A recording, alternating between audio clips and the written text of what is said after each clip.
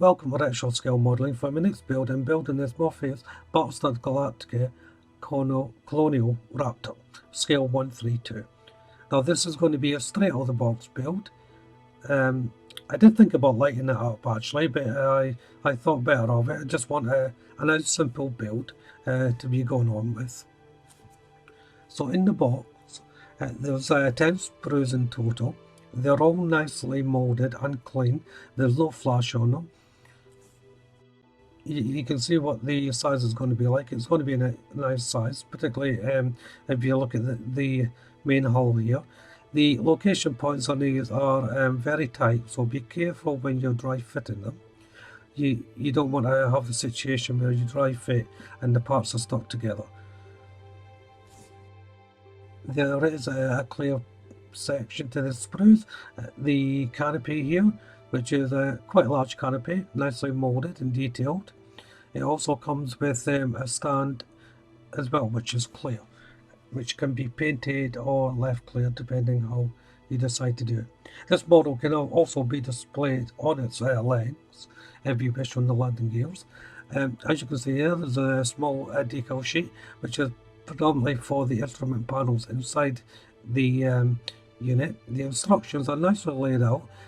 The paper is very thick and tactile, which is nice to see, so there's no chance of just accidentally ripping it.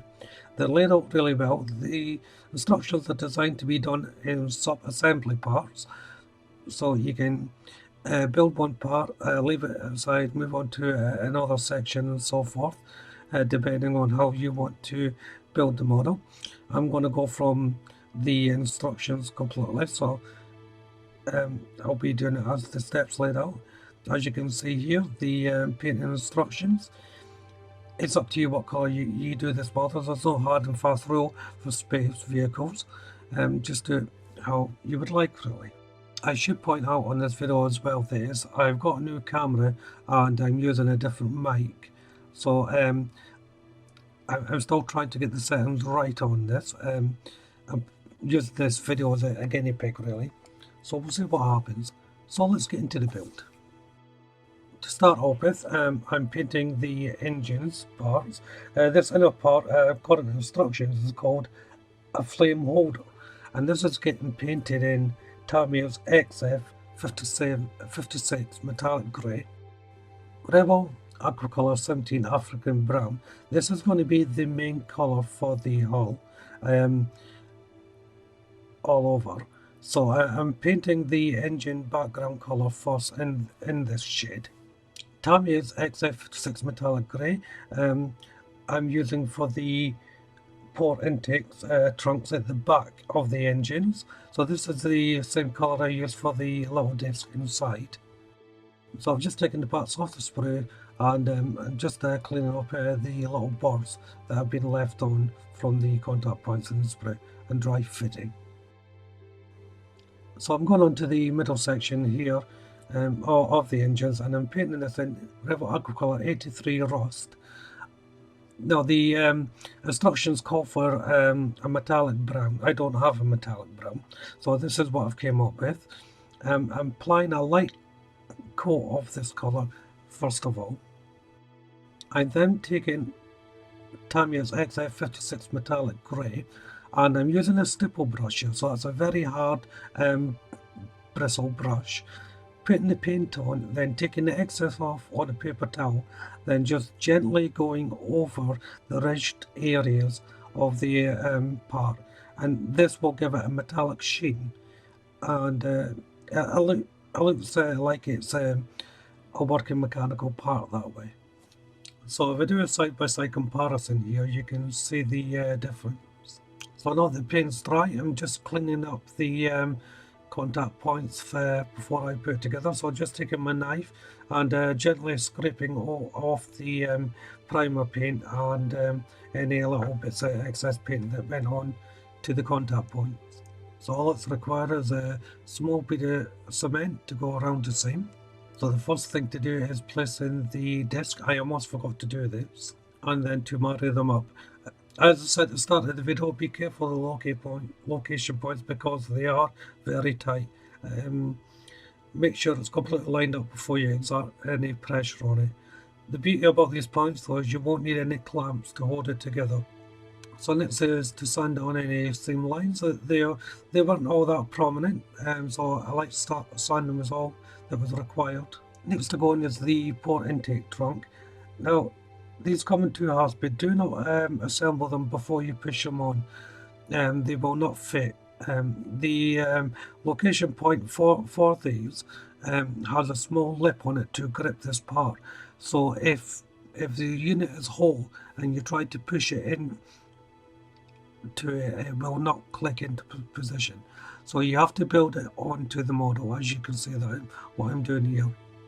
And then it was just a case of some touch-up paintwork where I sanded down the seams and whatnot. And that's the first sub-assembly part done. So as you can see here, the final part done. I quite like the paint effect on this. Next up is the engine mount, and there's only 4 parts to this. Simple construction here, putting these together. I'm just assembling this bottom plate first before I paint it. This will just make it easier to paint the model. So I'm going on to the main colour, which is Rebel Aquacolor 17 African Brown. Again, thin coats is all you need here. For these connecting pipes, I'm using Rebel Aquacolor 77 Dust Grey. For the 2 raised parts on this unit here, I'm using Rebel Aquacolor 17 Yellow just to highlight them. Next, I'm using Tamiya's Weathering Master Series B and the suit component to put in a little weathering detail at this stage.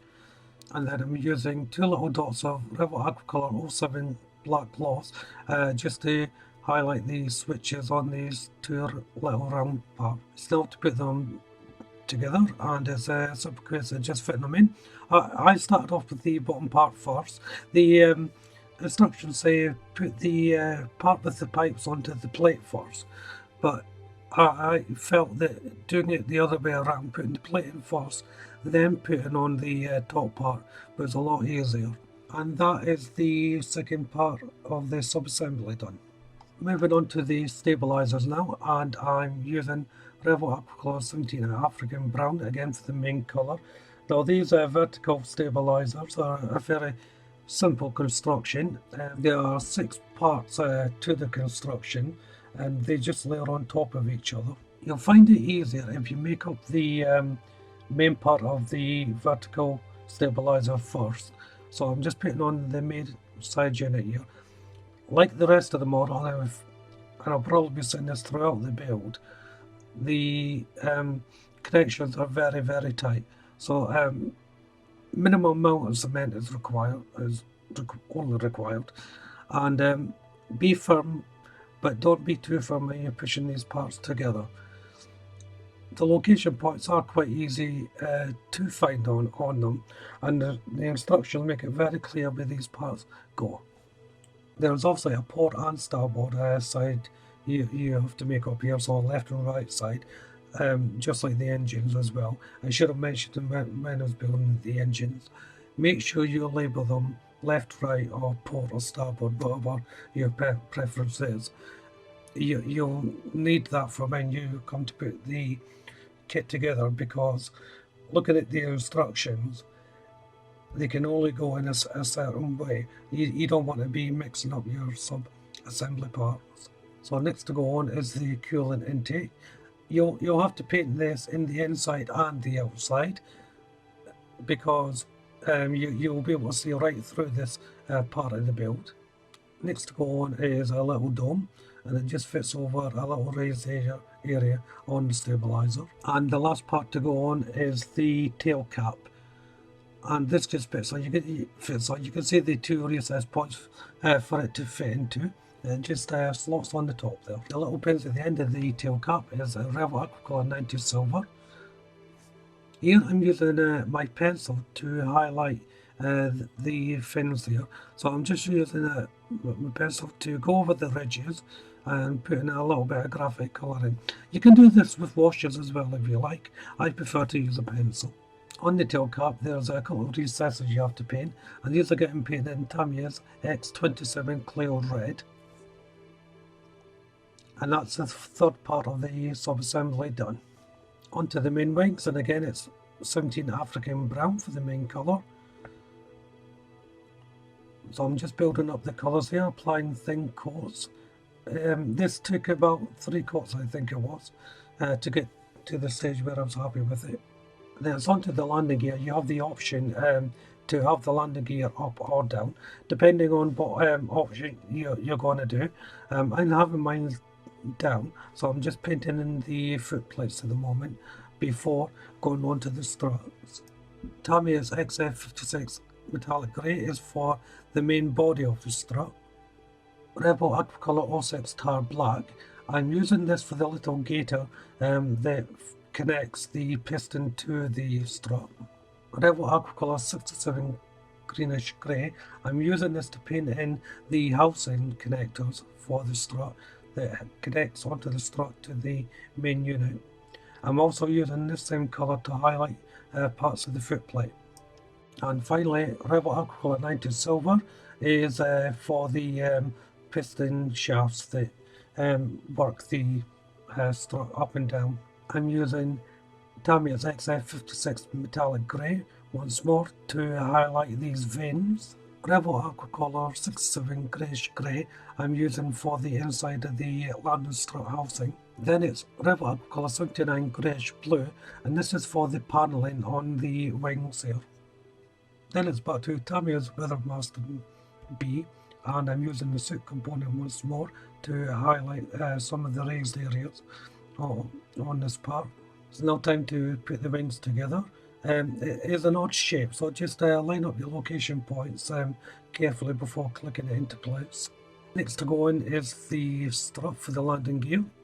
There's 2 little recess points for it to pop into.